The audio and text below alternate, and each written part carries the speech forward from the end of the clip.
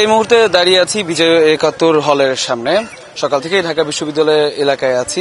ডাকসু নির্বাচনকে নিয়ে যে জল্পনা কল্পনা বা আলাপ আলোচনা সেটা কিন্তু বেশ জোরে সোরেই চলছে ক্যাম্পাস জুড়ে। আমরা দেখেছি যদিও ২৬ তারিখ থেকে প্রচার প্রচারণা শুরু হবার কথা, তবে এরই মধ্যে কিন্তু বিভিন্ন প্যানেলের যারা প্রার্থী আছেন তারা বিভিন্ন হলে হলে যাচ্ছেন, হলের বিভিন্ন অসঙ্গতি সম্পর্কে জানছেন, শিক্ষার্থীদের সাথে কথা বলছেন এবং তারা বলছেন যে কুশল বিনিময় করছেন। এর মধ্যে কোনো প্রচার প্রচারণা তারা করছে না। তবে সাধারণ অনেক শিক্ষার্থী কিন্তু বলেছেন যে অনেকেই এই আচরণবিধিকে উপেক্ষা করে এখনই প্রচার প্রচারণা শুরু করে দিয়েছেন বলে অনেকেই জানিয়েছেন। আমরা আজকে এখানে আসার পরে বেশ কয়েকটি প্যানেল কিন্তু প্রেস ব্রিফ করেছে, বিভিন্ন হলে কিন্তু পরিদর্শনে গিয়েছেন। কিছুক্ষণ আগে কিন্তু বিজয় ৭১ হলে প্রবেশ করেছে ছাত্র দল সমর্থিত যে প্যানেল, তারা কিন্তু ভেতরে আছেন এবং হলের সার্বিক পরিস্থিতি তারা জানছেন যারা এখানে অবস্থান করেন শিক্ষার্থীরা। এর আগে কিন্তু মধুর ক্যান্টিনে সংবাদ সম্মেলন করেছে প্রতিরোধ পর্ষদ, তারা কিন্তু বেশ কয়েকটি দাবি সেখান থেকে তুলেছেন।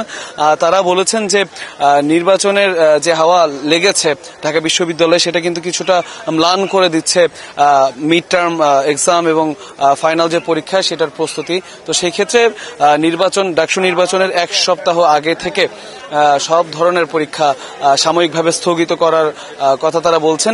এতে করে নির্বাচনী যে পরিবেশ সেটা আরো ভালো হবে বলে তাদের ধারণা। এছাড়া তারা বলেছেন যে ভোটার উপস্থিতি বাড়ানোর জন্য কেন্দ্র সংখ্যা বাড়াতে তারা জানিয়েছেন যে ঢাকা বিশ্ববিদ্যালয়ে ৪০,০০০ শিক্ষার্থীর জন্য মাত্র ৮টি ভোট কেন্দ্র রয়েছে, যেটা একেবারেই অপ্রতুল নয়।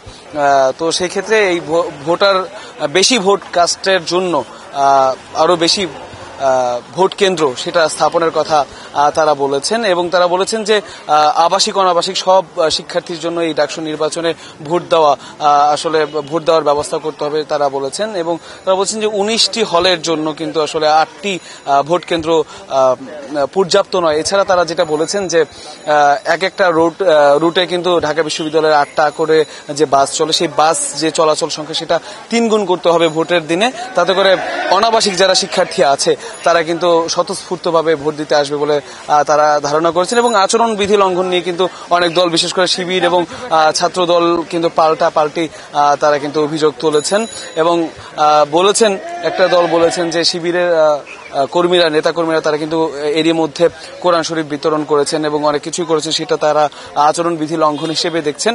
এবং তারা বলছেন যে আওয়ামী সরকারের আমলে যারা বিভিন্নভাবে ছাত্রদের উপর নির্যাতন অত্যাচার করেছে বা বিভিন্ন ধরনের সুবিধা ভোগ করেছে, সেই ধরনের কোনো প্রার্থী যাতে এই ডাকসু নির্বাচনে এবার অংশগ্রহণ করতে না পারে, প্রার্থিতা পেলেও তাদের প্রার্থিতা যাতে দ্রুত বাতিল করা হয় সেই বিষয়ে কিন্তু তারা দাবি জানিয়েছেন।